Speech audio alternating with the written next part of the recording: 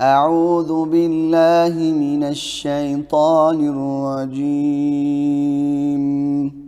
بسم الله الرحمن الرحيم. سبح لله ما في السماوات وما في الأرض وهو العزيز الحكيم.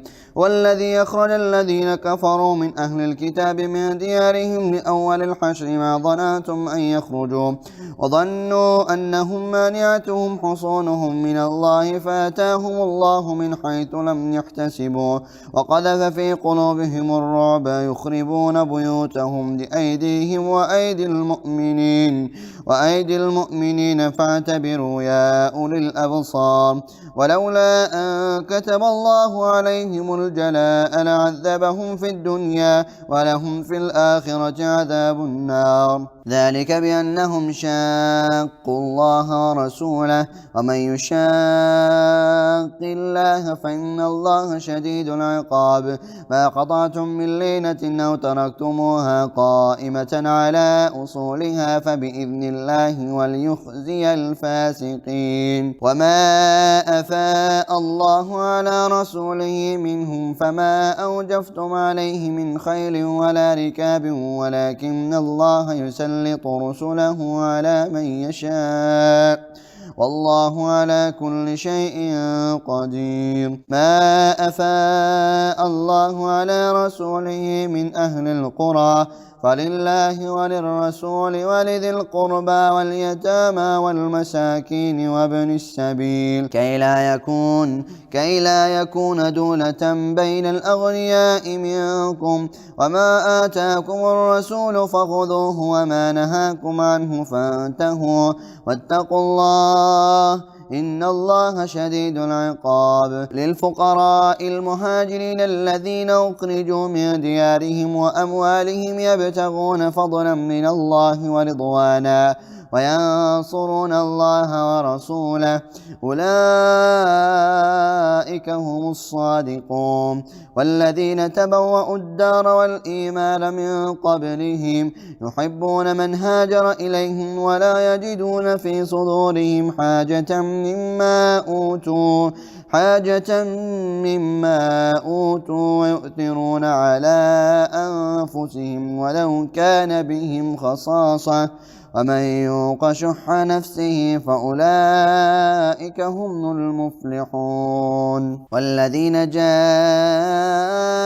من بعدهم يقولون ربنا اغفر لنا ولإخواننا الذين سبقونا بالإيمان ولا تجعل في قلوبنا غلا للذين آمنوا ربنا إنك رؤوف رحيم. ألم تر إلى الذين نافقوا يقولون لإخوانهم الذين كفروا من أهل الكتاب لئن أخرجتم لنخرجن معكم ولا نطيع فيكم أحدا أبدا وإن قوتلتم لننصرنكم والله يشهد إنهم لكاذبون.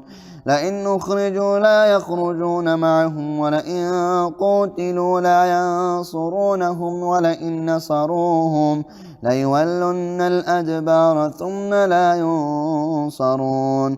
لأنتم أشد رهبة في صدورهم من الله ذلك بأنهم قوم لا يفقهون. لا يقاتلونكم جميعا إلا في قرى محصنة أو من وراء جدر بأسهم بينهم شديد تحسبهم جميعا وقلوبهم شتى ذلك بأنهم قوم لا يعقلون. كمثل الذين من قبلهم قريبا ذاقوا وبال أمرهم ولهم عذاب أليم. كمثل الشيطان إذ قال للإنسان اكفر فلما كفر قال إني بريء منك إني أخاف الله رب العالمين. فكان عاقبتهما أنهما في النار خالدين فيها وذلك جزاء الظالمين. يا أيها الذين آمنوا اتقوا الله ولتنظر نفس ما قدمت لغد واتقوا الله إن الله خبير بما تعملون ولا تكونوا كالذين نسوا الله فانساهم أنفسهم أولئك هم الفاسقون